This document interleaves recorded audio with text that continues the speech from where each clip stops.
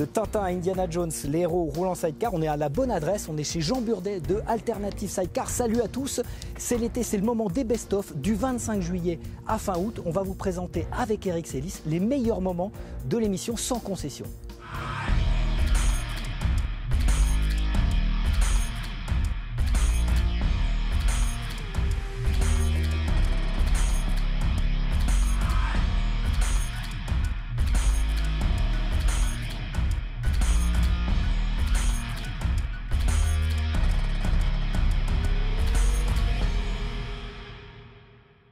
Donc c'est les vacances et avec Eric, on a décidé de partir en duo, en couple, au guidon d'un sidecar que nous prête gentiment Jean Burdet. Et en attendant d'aller le voir, on va regarder tout de suite la première séquence de la première émission. C'était en novembre 2017, à Paris, avenue de la Grande Armée, chez Yamaha. Salut à tous, c'est parti pour la première de Sans Concession, une émission de débat sur la moto qu'on va vous proposer chaque semaine. Sans concession, ce sera une émission à contresens qui se passera dans les concessions, comme son nom le contre-indique. Et on commence à Paris chez Yamaha Patrick Ponce, à 2 pas de l'Arc de Triomphe, même si on ira bien sûr partout en France. Bienvenue pour la première émission de Sans Concession, l'émission à contresens. Pourquoi à contresens? Parce que elle se déroule précisément en concession. Ici, on est dans la concession Patrick Ponce, chez vous, Sylvie. Donc, merci de nous accueillir. Vous êtes la responsable du magasin, co-responsable du magasin? Tout à fait, avec Mickaël, ouais, qui nous a rejoint là depuis peu dans, ouais, dans cette équipe. À Tokyo, on a vu une Yamaha, une étrange Yamaha qui a un peu surpris tout le monde, avec la Yamaha Nickel, direction multi-essieux, avec les deux bras de fourche de chaque côté. Vous l'attendiez celle-là, Sylvie?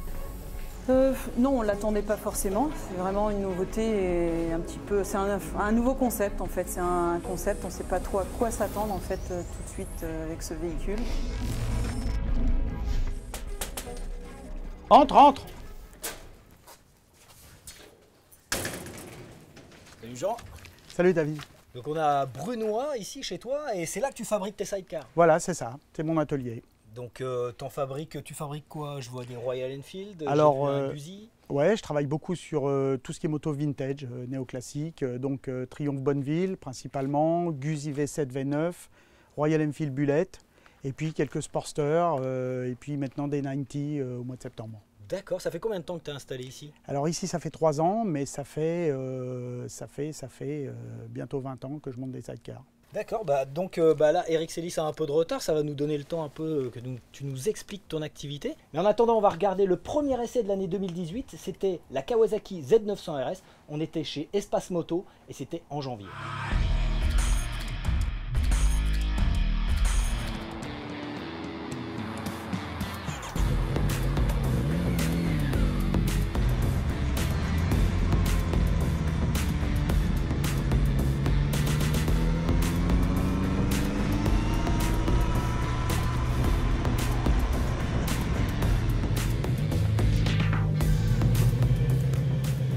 Salut Didier. Bonjour David. Bon, je t'amène une nouvelle Z à ajouter à ta collection. T'en as combien ici? Oh, il y en a une petite trentaine là. D'accord.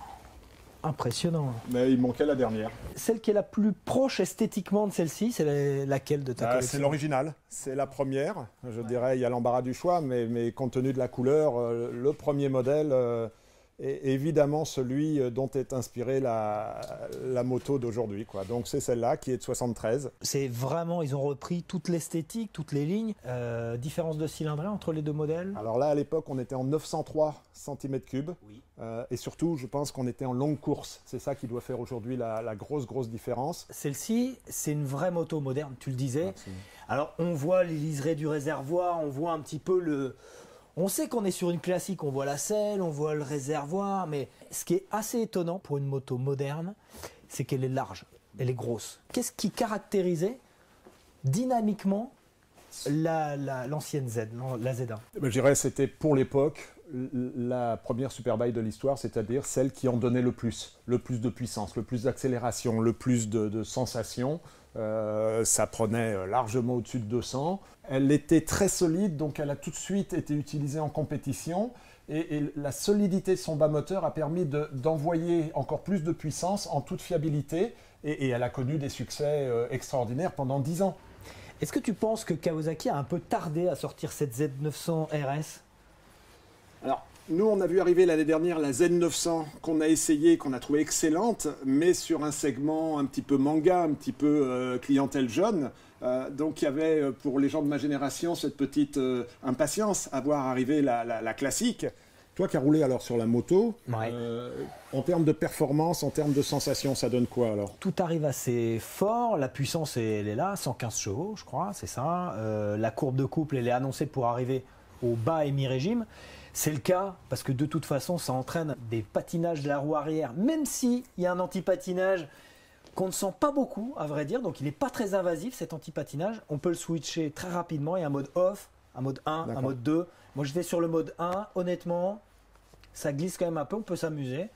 Et puis le freinage, un freinage moderne comme on sait en faire maintenant avec des étriers radio sur lesquels il n'y a vraiment aucun problème.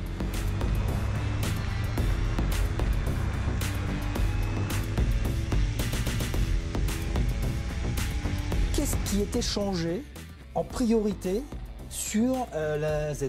Qu'est-ce que les propriétaires de Z1 changeaient le plus? Alors, ils changeaient tout ce qu'ils me demandent aujourd'hui de retrouver à l'original. Très bien, c'est-à-dire c'est bon à savoir. c'est les mêmes à l'époque qui prenaient la scie pour couper les garde-boue, Oui.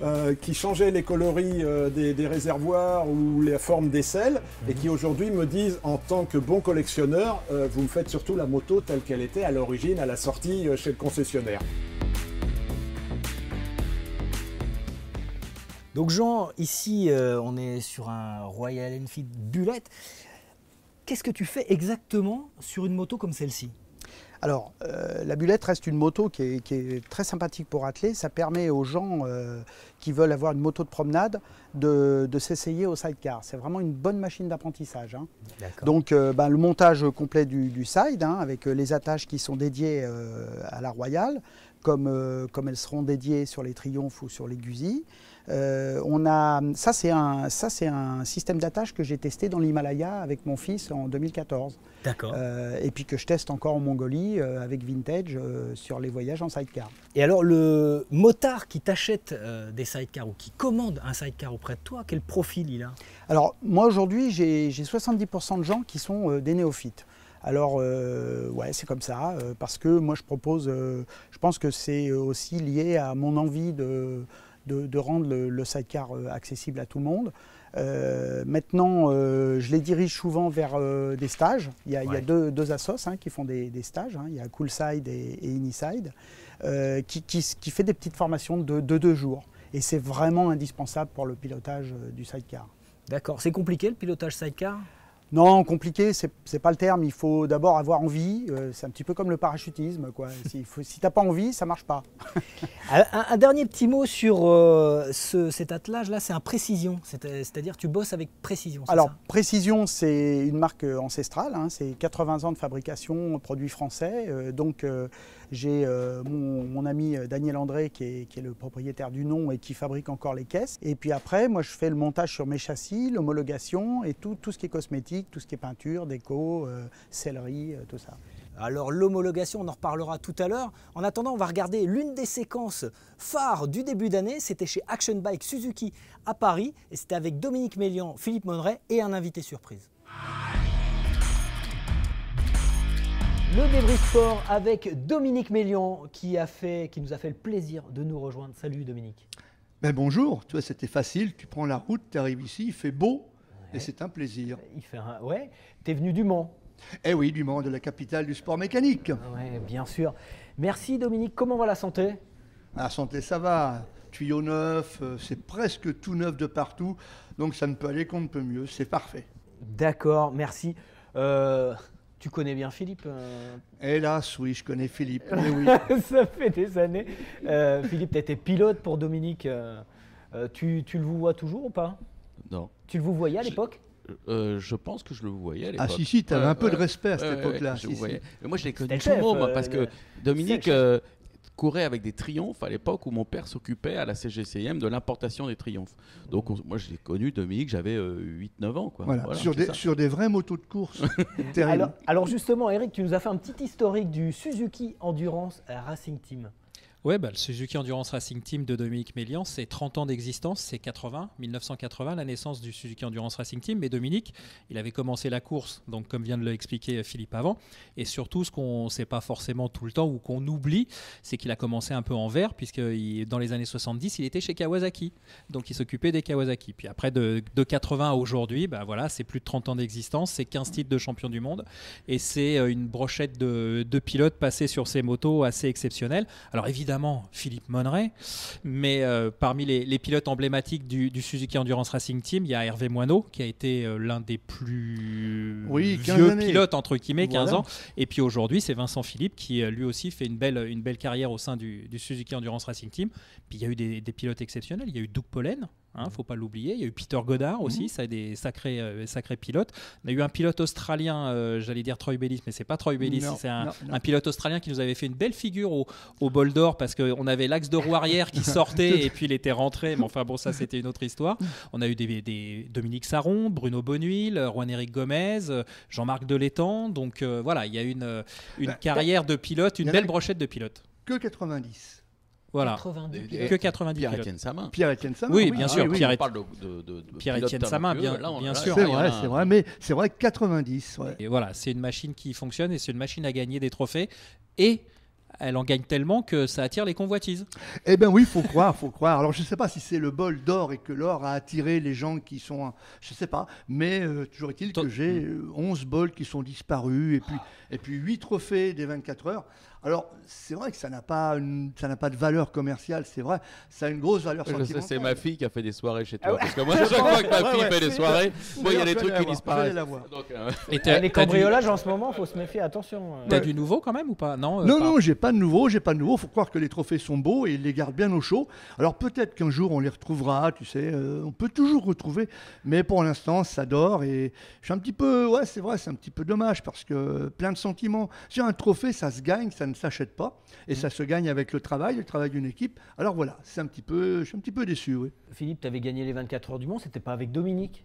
Non, mais on avait fait une belle saison avec Dominique quand même. On avait fini vice-champion du monde. On avait fait pas mal de podiums, sauf au bol d'or, où tu nous avais fait changer un alternateur une heure avant la fin. Une stratégie d'équipe. Ouais, une stratégie d'équipe. Mais bon, d'un autre côté, ça avait permis à mes deux potes, Momano et Christian Lavieille, avec qui je travaille toujours, vous voyez que moi je suis pas rancunier, de faire le podium. Voilà. Alors, et à l'époque, il transpirait, c'était abominable. Ah ouais. Oh là là. Dominique, une petite prescription, quelque chose que tu n'as jamais dit sur tes secrets ou, Non, j'ai toujours tout dit de mes secrets qui en sont donc. T'es sûr? Comment? T'es sûr? Si. Non, mais il n'y a pas de gros secret dans la façon de mener une course, dans la façon de préparer les motos. C'est beaucoup de travail. C'est passer beaucoup de temps devant des écrans, beaucoup de temps à serrer les boulons, c'est vrai. Alors j'ai une équipe qui est fabuleuse parce qu'elle le fait bien. Mais non, les seuls secrets que l'on pourrait avoir en endurance, c'est le boulot, le travail. La confiance des pilotes et vice-versa, les mécaniciens vis-à-vis de leurs pilotes, les pilotes vis-à-vis de leur équipe technique, c'est très très important. Et je pense que là, tu peux nous en parler parce que c'est vrai qu'un pilote qui ne sent pas son équipe, là, tous les secrets s'effondrent parce que tu ne peux plus rien tirer du pilote. Et c'est logique, s'il n'a pas confiance dans la mécanique, et ça c'est presque secondaire, mais dans son équipe, et j'insiste vraiment, c'est sur ça que tu peux bâtir vraiment une grosse équipe et une grosse expérience. C'était très sérieux, mais quand même sans se prendre au sérieux. C'est-à-dire qu'il y avait quand même une très très bonne ambiance. Et des petits détails comme Dominique, quand tu descends de la moto, que tu t'es quand même un peu défoncé et qui te dit, bon, au prochain relais, là, va falloir qu'on attaque. Et là, tu te dis, putain, comment je vais faire? T'as le don du management. Voilà. Non, mais j'étais pas méchant, ça n'a jamais été méchant. Non. Il faut bien garder ta troupe un petit peu sur le feu. En fait, ce qu'il faut regarder chez Dominique, c'est ses mains.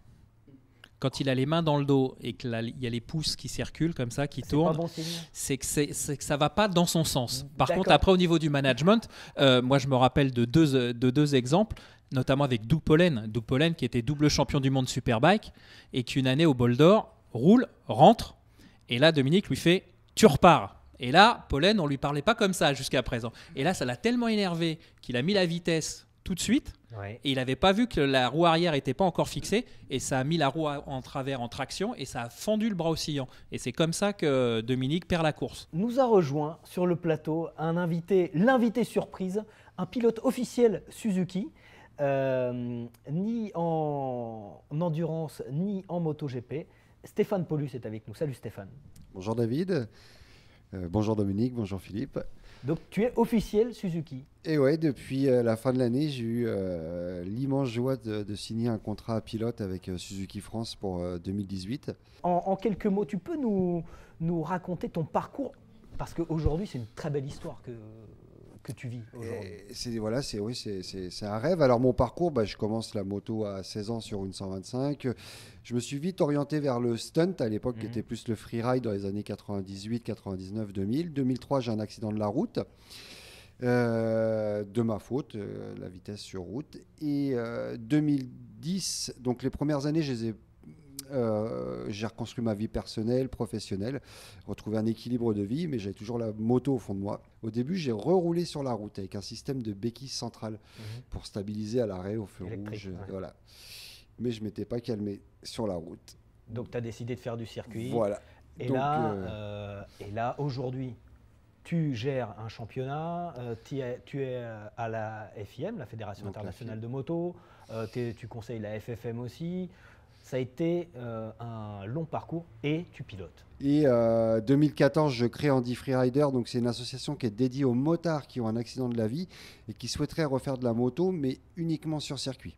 Voilà, il y a HMS qui est dédié aux pilotes handicapés, mais sur la route.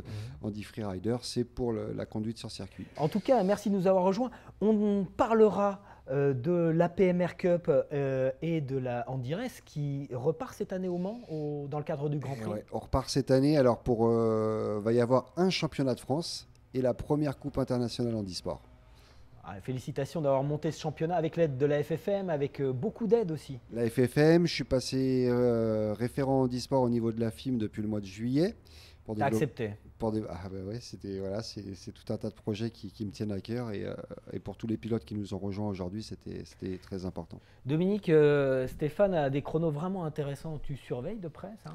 Oui, on regarde toujours un petit peu les chronos des gens qui peuvent nous intéresser. Alors après, de là à revenir en endurance, pour l'instant, c'est pas fait au niveau des règlements. Il y a beaucoup de choses qui font que ça bloque encore, mais peut-être qu'un jour ça va. Faut pas oublier qu'aux 24 heures du Mans automobile, il a été ouvert à un pilote qui était vraiment handicapé, mais beaucoup, et que ça a tenu. Frédéric Saucé, ça s'est bien passé. Et l'année dernière, aux 24 heures du Mans, on a eu Daniele Barbero, qui est un pilote de la Didi, qui est amputé au fémoral. La Didi Bridgestone Cup. Didi Bridgestone Cup, c'est mes coupe, homologues italiens, et qui a roulé aux 24 heures du Mans sur une Ducati. Il n'a pas fait la course, mais il a fait les qualifications. Donc ça se développe.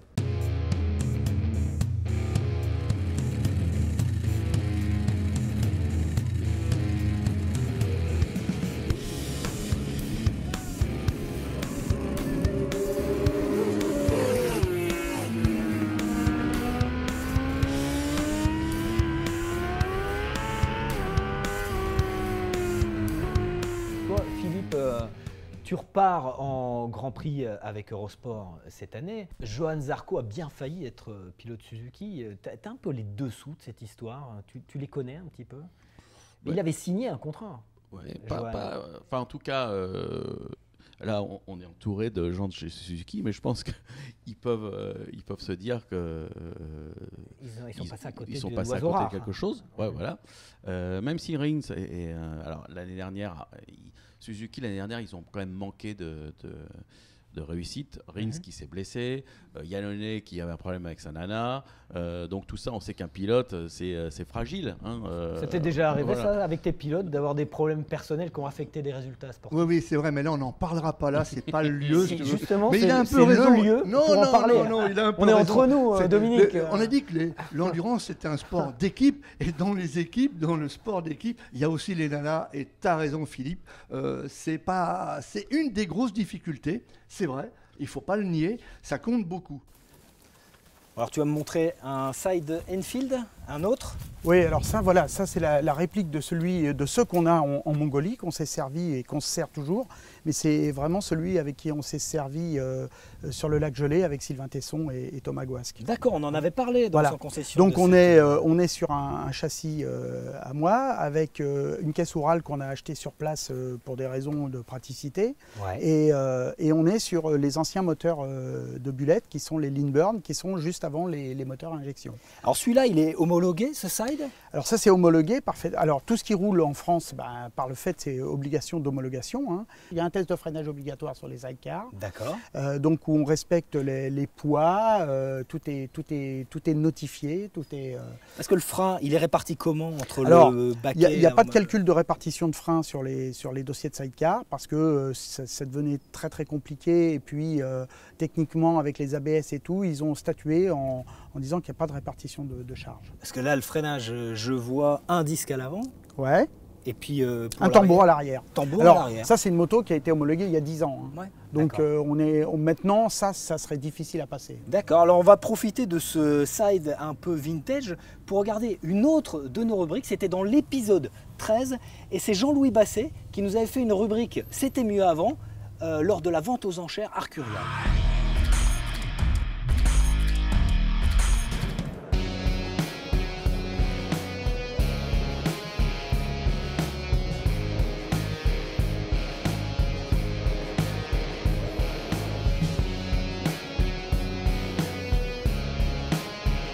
Alors, je vais vous présenter 3 des vedettes de la vente, qui sont des machines un peu plus tardives que les avant-guerres.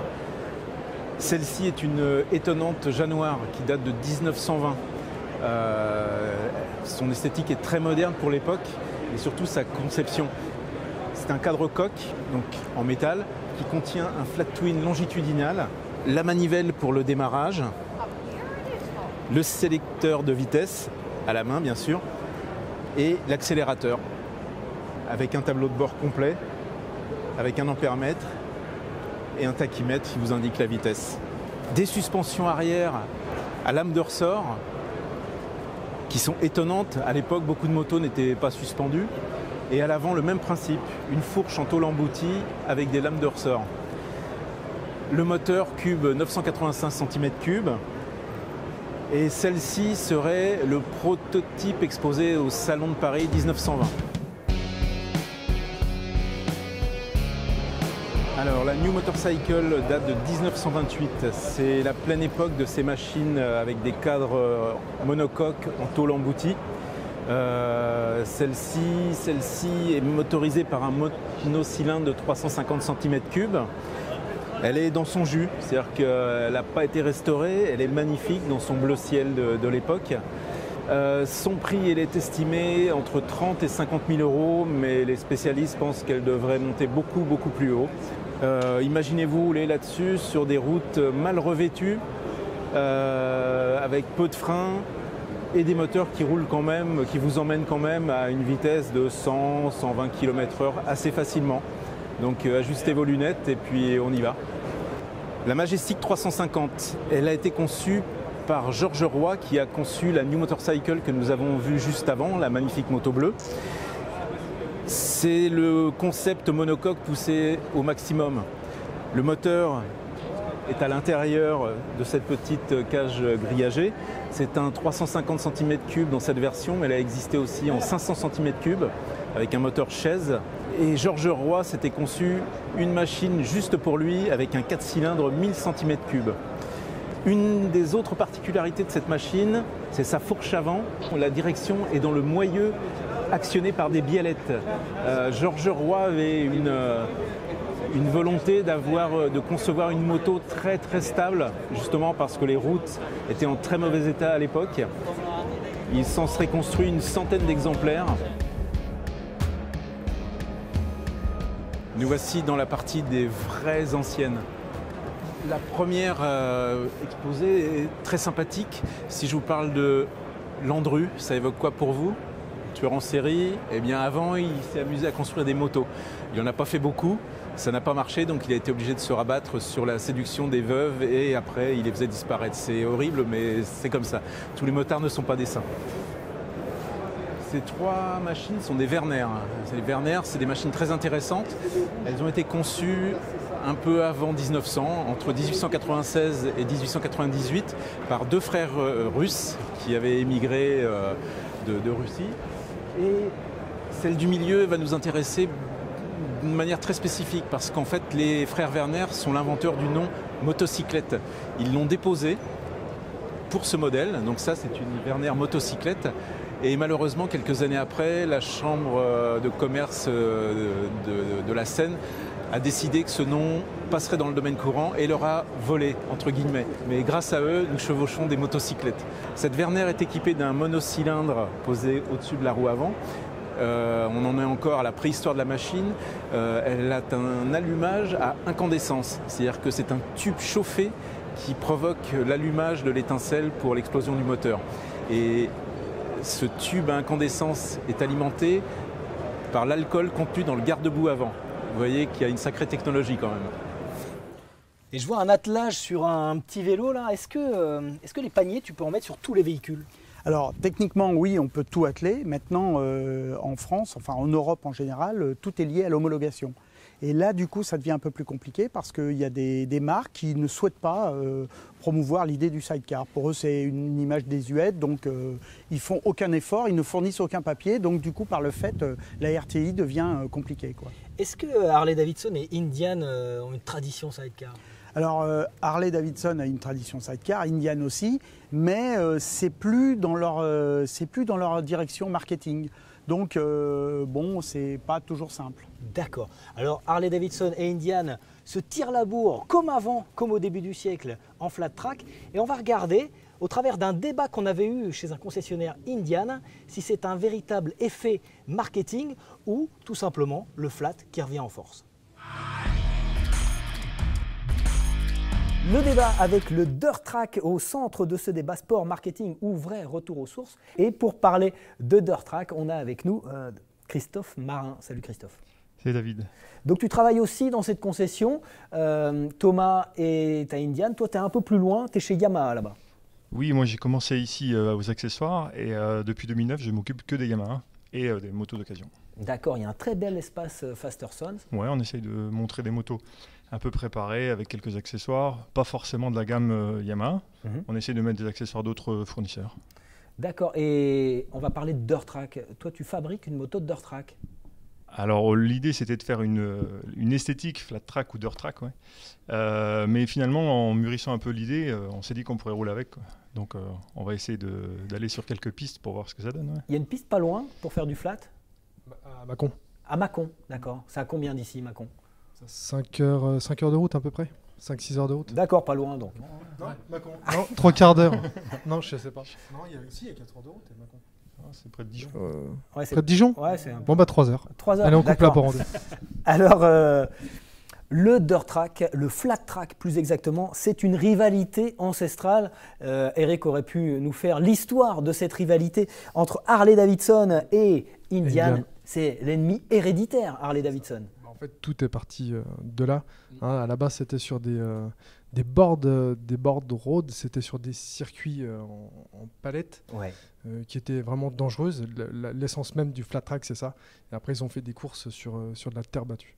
Et c'est un peu l'histoire de Harley and the Davidsons, un film où Indian tient le mauvais rôle quand même. Ouais, c'est ça. Bon, après, qu'on tienne le mauvais rôle ou pas, on parle de nous. Déjà, c'est d'accord, c'est une façon de voir les choses. Non, mais après, on parle du nom Indian. Je pense que le film aurait été tourné dans l'autre sens, ça se serait appelé Indian.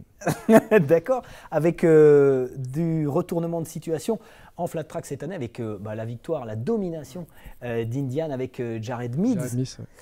Jared Mees, donc avec l'AFTR 1200 qui va bientôt sortir. C'est une stratégie marketing complète, ce positionnement flat track. Complètement, parce que qu'est-ce qu'il y a de plus flatteur et de représentatif, c'est quand même la compétition. C'est ce qui est le plus vu par les spectateurs. Après, aux États-Unis, c'est une vraie entité. Les gens se déplacent le dimanche et en famille pour voir du spectacle. Chez nous, c'est encore différent. Ouais, il n'y a pas cette culture. C'est quand même bien ancré, américano-américain. Et est-ce que en Europe, même si on sent que le mouvement est en train de de prendre un peu ses racines. Est-ce que c'est pas un petit peu un axe de communication un petit peu osé pour vous? Si, c'est quand même un axe de communication. Après, c'est à nous, en tout cas chez Indian, Motomax, de mettre en avant des motos sur lesquelles les gens vont nous voir rouler. Pas que nous, il y a aussi tous les concessionnaires. On est les acteurs majeurs de demain de ce qui va rouler après sur la route. Et Yamaha, les Japonais ont moins cette culture évidemment de flat track. Encore que Kenny Roberts, avec sa fameuse moto jaune, a fait 73. 73 et 74. L'historien de sans concession, voilà, Eric Sélis, nous donne Yamaha la date. a gagné en 73 et 74 avec Kenny Roberts. Kenny Roberts et sa fameuse 750 jaune. Vous vous en inspirez chez Yamaha? Un peu, Yamaha d'office s'est inspiré de ça déjà en 2016 sur la XSR avec les mêmes couleurs. Donc ouais, l'idée est partie de là en fait. On a préparé une première moto un peu typée scrambler, pour pas dire flat track, parce que c'était plus pour aller sur la route. Et ça a plu tout de suite. Donc c'est vrai que la lignée coloris Roberts plaît toujours. Ouais. Thomas, la domination, on en parlait de la domination en flat track de Indian. Tout d'un coup, Indian a squatté les 3 premières places.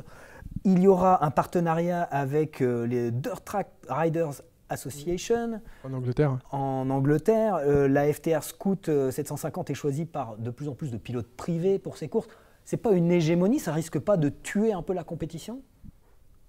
Ben non, parce qu'il y a Harley Davidson qui revient encore cette année. Je pense qu'ils ont un petit peu pris du recul. Ouais. Ils l'ont en travers, non? Ils l'ont en travers complètement. En plus, ça va bien avec la discipline. Il y a aussi Triumph. Il y a aussi Yamaha. Donc il y a encore du boulot. Je pense que les pilotes vont prendre aussi du recul sur leur saison et travailler pour essayer encore de montrer qu'ils sont là. Et juste, entre guillemets, ils portent bien leur nom. Hein, c'est le Wrecking Crew. Donc ça veut dire les tabasseurs, les casseurs de concurrents. Ah ouais. Et ils ont vraiment rempli leur rôle là-dessus.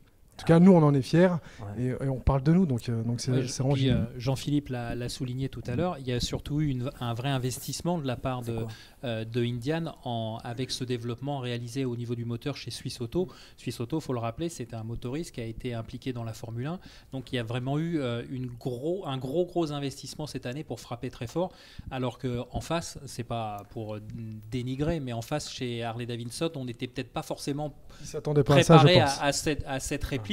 Ce qui fait que là certainement pour l'année prochaine ils vont revenir. Il y aura du fil à retordre. Il y aura du fil à retordre. On aura un aperçu à Daytona, puisque Daytona c'est le 15 mars, donc c'est le week-end prochain, donc on verra ce que ça va donner. On va suivre ça de très près. Alors vous avez les meilleurs pilotes pour l'instant. Hein. Jared Mees, c'est son 4e titre. Hein, il est super sympa. Ah ouais? Moi j'ai pu le rencontrer à Milan.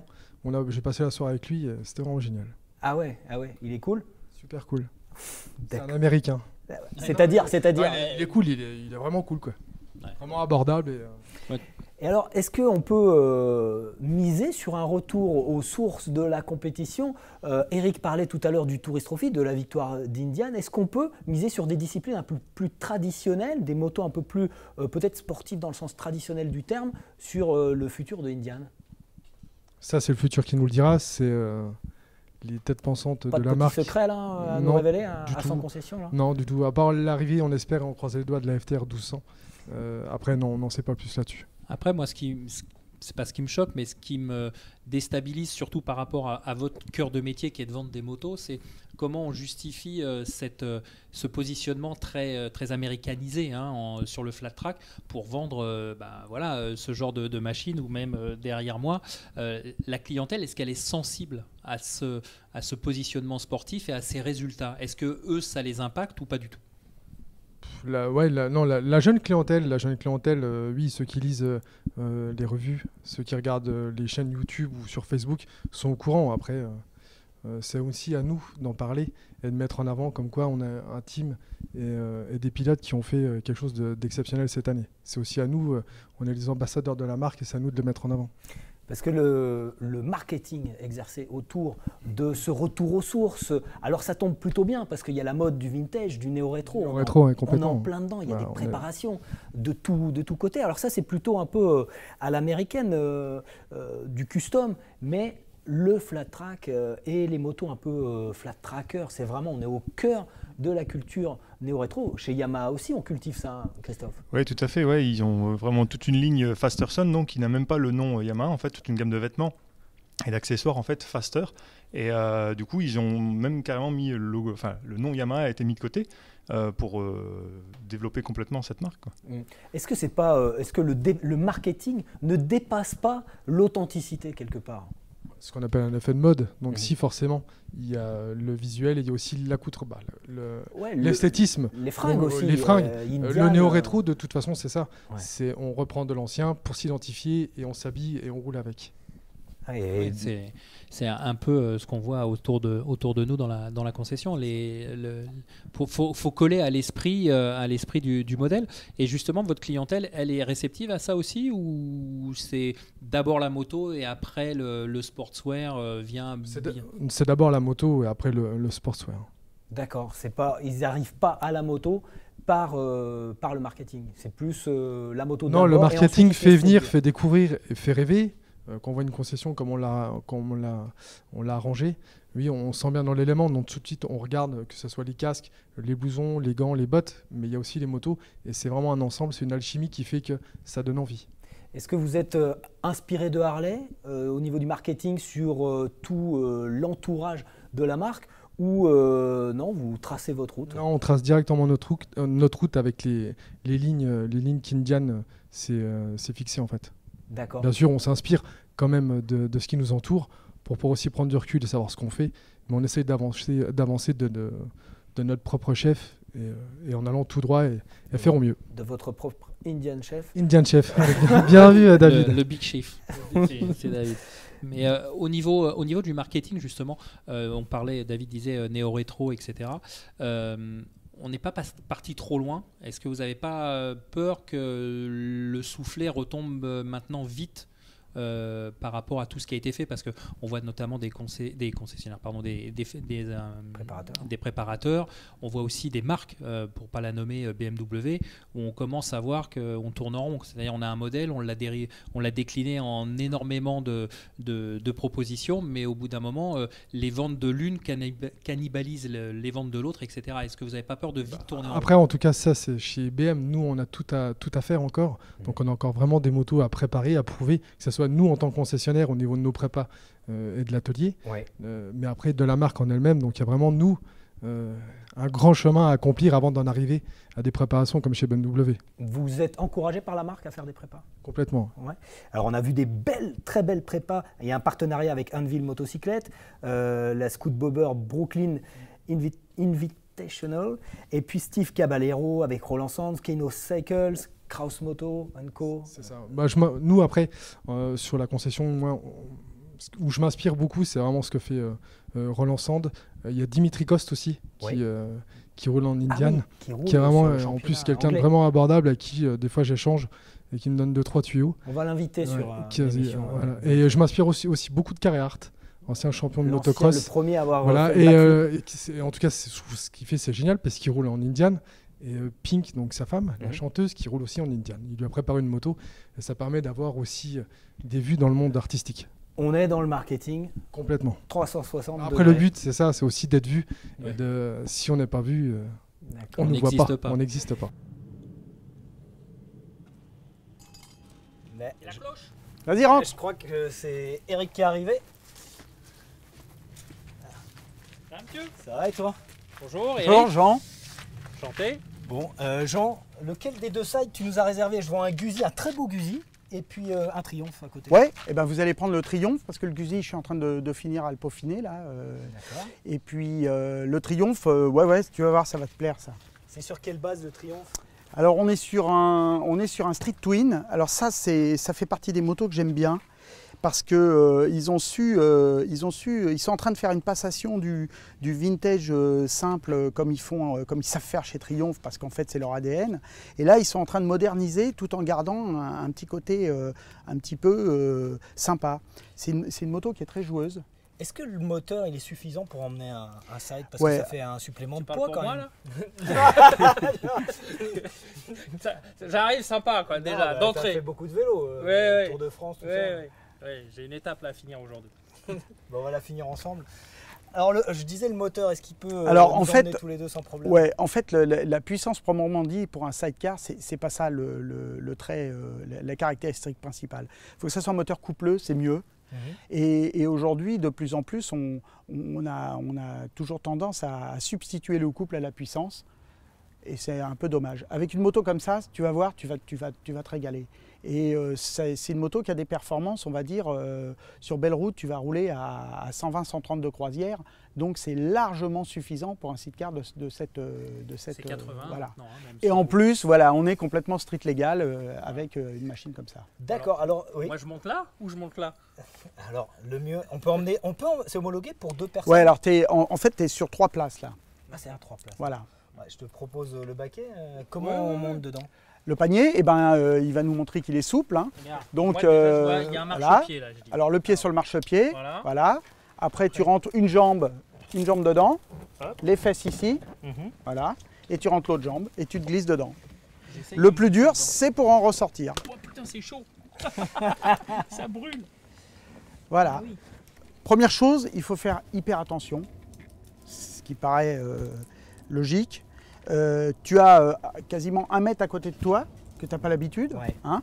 Maintenant, tu vas très vite comprendre, parce qu'aujourd'hui, la géométrie d'un sidecar moderne, elle est relativement facile à comprendre.